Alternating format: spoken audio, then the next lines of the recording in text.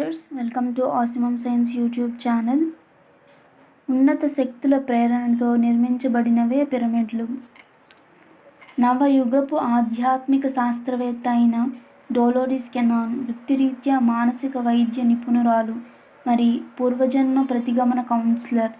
ఆమె తన మనోవైజ్ఞానిక పరిశోధనల ద్వారా చేసిన కౌన్సిలింగ్లలో ఎన్నెన్నో ఉన్నత తలాలకు చెందిన ఆత్మలతో సంభాషించడం జరిగింది. ఈ క్రమంలో యుఎఫ్ఓ, అట్లాంటిస్ నాగరికత, ప్రాచీన ఈజిప్టు గురించి అనేక ఆశ్చర్యకరమైన విషయాలను రిగ్రసీల ద్వారా తెలుసుకోవడం జరిగింది. ఇలా ఉన్నత తలాలకు చెందిన ఆత్మలు బిల్, క్లారా, బ్రెండాల ద్వారా తాను తెలుసుకున్న సమాచారాన్ని క్రోడీకరిస్తూ ఆమె రచించిన ఉద్గ్రంథం ద కన్వల్యూటెడ్ యూనివర్స్ నుంచి పిరమిడ్ల గురించి కొన్ని నిగూఢ రహస్యాలు. అద్భుత శక్తిక్షేత్రాలైన పిరమిడ్లు ప్రాచీన నాగరికత సాధించిన విజయాలకు చిహ్నాలు, మరి రాబోయే తరాలకు అందించబడిన విజ్ఞాన శిఖర సంకేతాలు. అవి భూమి ఏర్పడినప్పటి నుంచి ఇప్పటి వరకు కొన్ని వేల సంవత్సరాలకు సంబంధించిన వివిధ నాగరికతల సంక్షిప్త సమాచారాన్ని పొందుపరచబడిన మైలురాళ్ళు. సామాన్య మానవుని మస్తిష్కానికి మింగుడు పడని నిగూఢ రహస్యాలు ఎన్నో ఈ నిర్మాణాలలో పొందుపరచబడి ఉన్నాయి. ఎంతో కష్టం మీద మరెంతో కాలం వాటిని శోధించి పరిశోధించిన వాళ్లకు కూడా వాటి రహస్యాలు ఏ కొద్ది శాతమో అంతుపట్టాయి అంటే అతిశయోక్తి కాదు. అయినా వేల సంవత్సరాలుగా ఈ పిరమిడ్ల మీద పరిశోధన జరుగుతూనే ఉన్నాయి. పిరమిడ్ నిర్మాణాన్ని ఈజిప్టుల రాజులు శవాలను భద్రపరిచే స్థలాలు అని ఒక అపోహ ప్రజలలో ఉంది.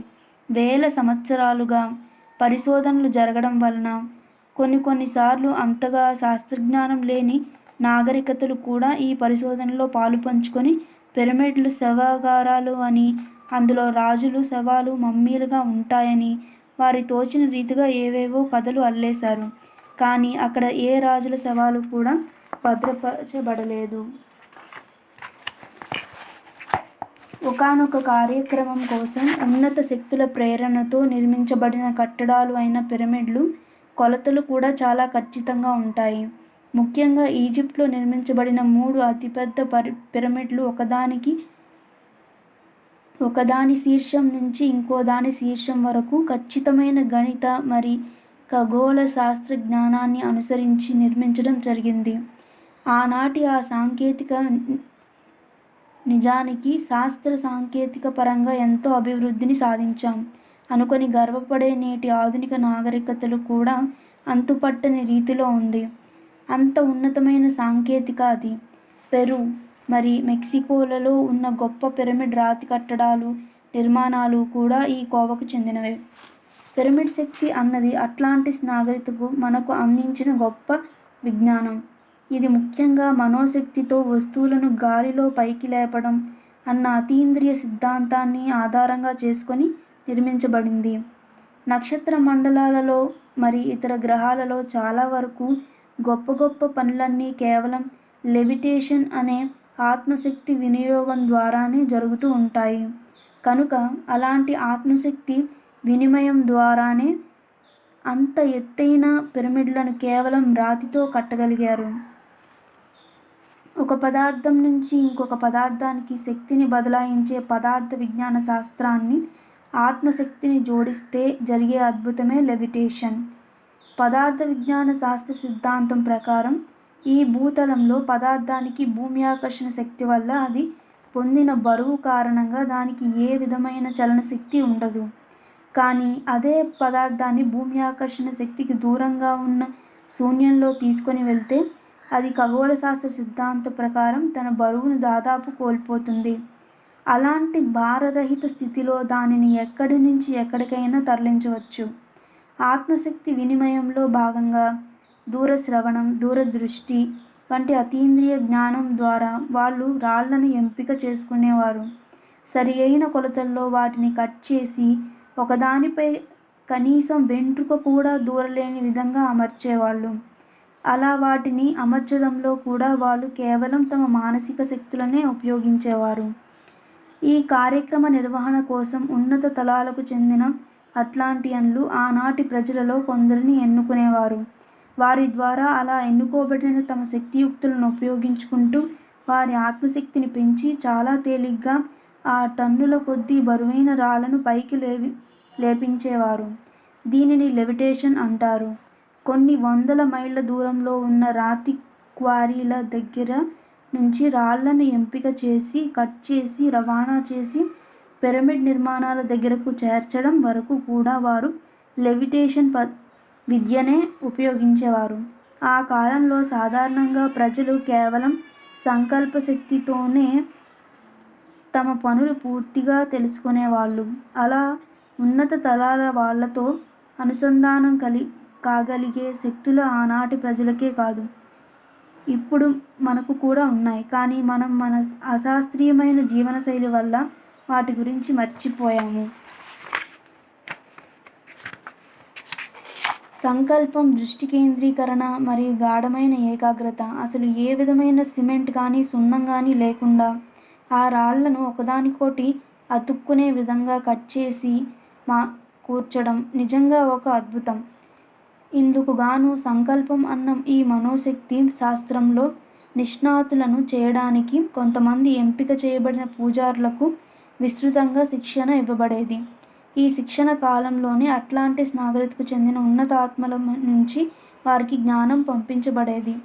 అది ఎలా జరిగిందంటే, మొట్టమొదట ఎన్నిక చేయబడిన సమూహంలోని పూజారుల్లో ఒకరి మదిలో ఏర్పడిన సంకల్పం ఆ యజ్ఞంలో పాల్గొనే వారందరికీ వివరించబడేది.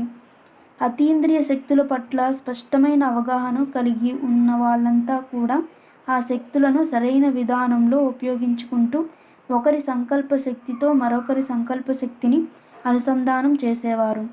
ఆ శక్తిని అంతటినీ ఒక సంఘటితమైన వలలా పటిష్టం చేస్తూ సూక్ష్మ రూపంలో మొదలు ఆ కట్టడానికి ఒక సుస్పష్టమైన రూపాన్ని ఇచ్చేవారు. ఆ రూపం ఎంత ఖచ్చితంగా ఉండేది అంటే అది అచ్చంగా వారు భూమి మీద కట్టబోయే నిర్మాణానికి నకలులా ఉండేది. అంతేకాకుండా ఆ నిర్మాణంలోని ప్రతి ఒక్క సూక్ష్మ కణంలోకి వాళ్ళు సూక్ష్మ శరీర యానం ద్వారా ప్రవేశించి అక్కడ తమ ఆత్మశక్తిని నిక్షిప్తం చేసేవారు. పూజారుల యొక్క అతీంద్రియ శక్తులను తమ నిక్షిప్తం చేసుకున్న ఆ రాళ్ళు స్ఫటికాలుగా రూపాంతరం చెందుతూ స్ఫటిక శక్తిని నింపుకున్న రాళ్ళుగా మారిపోయాయి. అచ్చంగా భూమి మీద లాంటి కట్టబోయే కట్టడం సూక్ష్మలోకాలలో ఏర్పడ్డాక మాత్రమే వాళ్ళు భూమి మీద పిరమిడ్ నిర్మాణానికి భౌతికంగా శ్రీకారం చుట్టేవారు. భూమి మీద స్థూలంగా ఉన్న ఒక రాయిని పోలి ఉన్న రాయిని సూక్ష్మతలాలలోకి సృష్టించి ఆ రాయిలోని శక్తిని భౌతిక తలంలోని రాయిలోని శక్తితో అనుసంధానం చేసేవారు. దాంతో భౌతిక తలంలోని రాయికి చలన శక్తి కలుగజేయబడి అది దానంతట అదే కదిలేది. ఇదంతా కూడా ఎంతోమంది సిద్ధపురుషులు కలిసి ఒక యజ్ఞంలా చేసేవారు. ఈ మొత్తం క్రమంలో వాళ్ళు తమలోని మానసిక శక్తులను, ఆత్మశక్తులను మరియు అతీంద్రియ శక్తులను ఎంతో ఏకాగ్రతతో మరెంతో ఎరుకతో ప్రయోగించేవారు.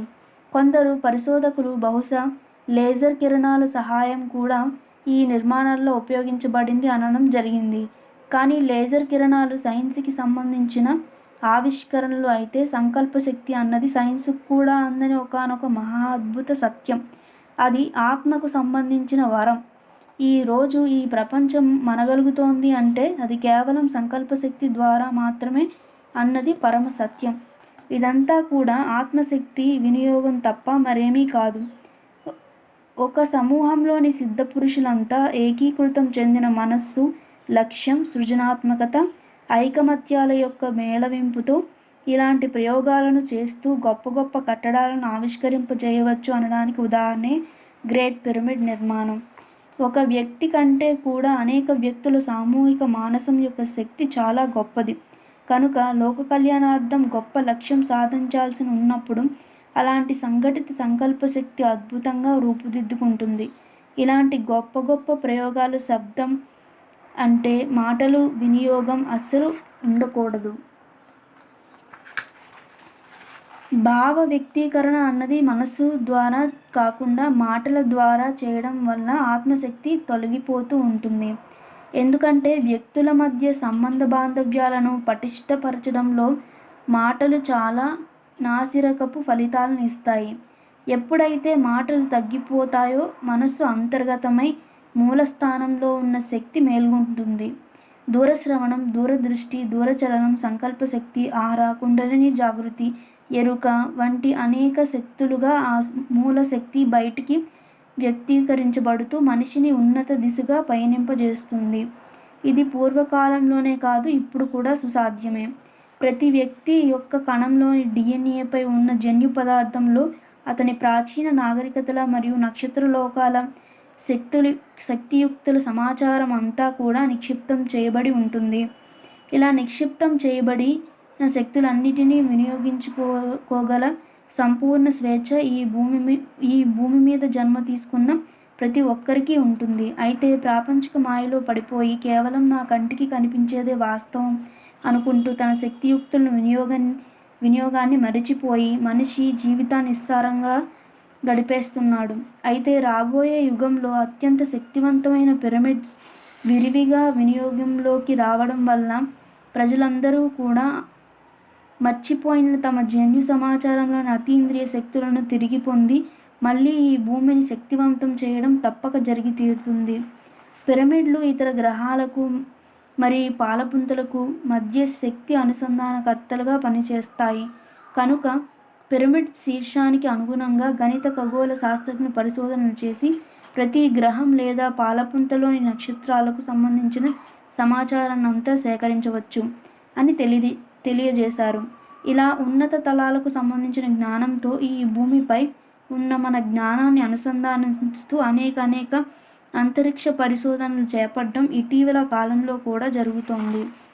పిరమిడ్ నూతన శక్తిని ప్రస్తుతం భూమి మీద మనిషి మాత్రమే తనతో అనుసంధానం చేసుకోగలుగుతాడు. ఎందుకంటే పిరమిడ్ ఎనర్జీ చాలా సులభంగా మానవ దేహంలోని సహజ శక్తి నిక్షేపాలతో అనుసంధానం అవుతుంది.